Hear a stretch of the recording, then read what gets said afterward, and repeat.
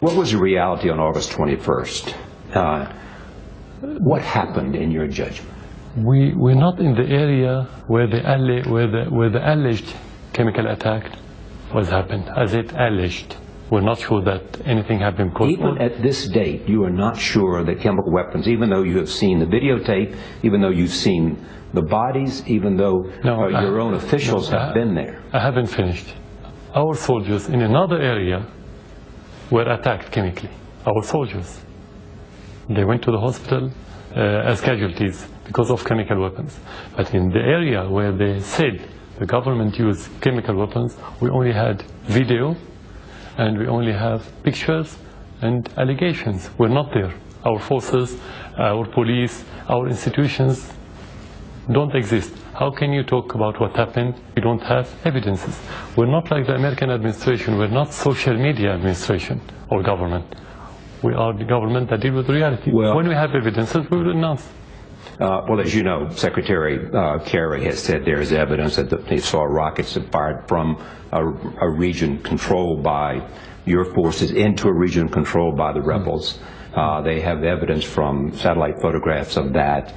They have evidence of a message that was intercepted about chemical weapons, and that soon thereafter there were other intercepted messages. So Secretary Kerry has presented what he concludes is conclusive evidence. No, he presented his confidence and he presented his convictions. It's not about confidence, it's about evidence. The Russians have completely opposite evidence that the missiles were thrown from area where the rebels control. That reminds me about what Kerry said, about the big lie that Colin Powell said in front of the world on satellites about the WMD in Iraq before going to war, when he said, this is our evidence. Actually, he gave false evidence. In this case, Kerry didn't even present any evidence. He talked, we have evidence, and he didn't present anything. Not yet, nothing so far. Well, not single shred of evidence. Shirley also asked Assad if he believes Washington will go ahead with military action against his country. There is an intense discussion going on about all the things we're talking about in Washington, where if there's a strike, it will emanate from the United States' decision to do this. What do you want to say in this very important week in America and in Washington to the American people, to members of Congress, to the President of the United States? I think the most important part of this now is, say, the American people, but the polls show that the majority now don't want a war anywhere, not only against Syria. But the Congress is going to vote about this in a few days, and I think the Congress is elected by the people and represent the people and work for their interests. The first question that they should ask themselves, what do wars give America since Vietnam till now? Nothing. No political gain, no economic gain, no good reputation. The United States is at all time, the credibility is at all-time low. So this war is against the interests of the United States. Why? First of all, because this is the war that's going to support Al-Qaeda and the same people that kill Americans in the 11th of September.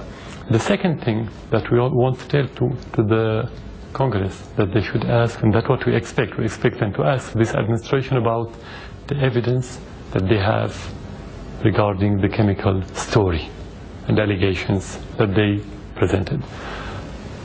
I wouldn't tell the President or any other official, because we were disappointed by their behavior recently, because we expected this administration different from Bush's administration. They are adopting the same doctrine with different accessories. That's it.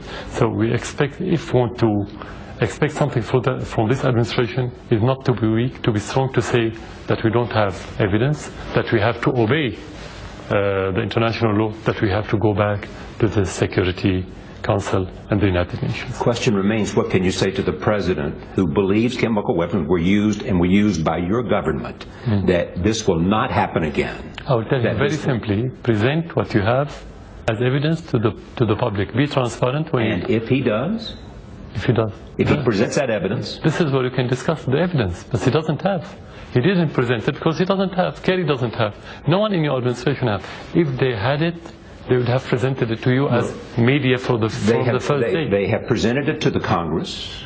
Nothing. They Nothing have shown the Congress what they have and the evidence they have from satellites, intercepted messages, and the like. Nothing presented. Nothing has been presented so far. They have presented it to the Congress, sir. You're a reporter. Get this evidences and show it to the public in your country. They're presenting they're presenting it to the public representatives. You don't show your evidence and what you're doing and your plans to people that within your own council. They're showing it to the people's representatives who have to vote on an authorization to strike. And if they don't find the evidence sufficient. First of all, we have the precedent of Colin Powell 10 years ago. When he showed the evidence, it was false and it was forged.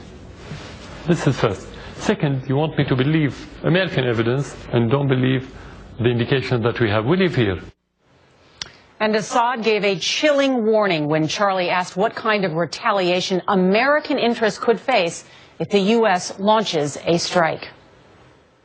Will there be attacks against American bases in the Middle East if there's an airstrike? You should expect everything. You should expect everything. Not necessarily through the government. It's not only the governments are not the only player in this region. You have different parties, you have different factions, you have different ideology. You have everything in this region now. So you have to expect that. Tell me what you mean by expect everything. Expect every action. Including chemical warfare? That depends if the rebel or the terrorists in this region or any other group have it. It could happen, I don't know. I'm not fortune teller to tell you what's going to happen. But we'd like to know more, and I think the President would like to know, American people would like to know, if there's an attack, what might be the repercussions and who might be engaged in those repercussions. Before the 11th of September, in my discussions with many officials in the United States, some of them are congressmen, I used to say that don't deal with the terrorists as playing games. It's a different story. You're going to pay the price if you're not wise in dealing with terrorists. So nobody expects, we said there's going to be a repercussion of the mistaken way of dealing with it, of treating the terrorism. But nobody expected 11th of September. So you cannot expect, it's difficult for anyone to tell you what's going to happen. It's an area where everything is on the brink of explosion. You have to expect everything.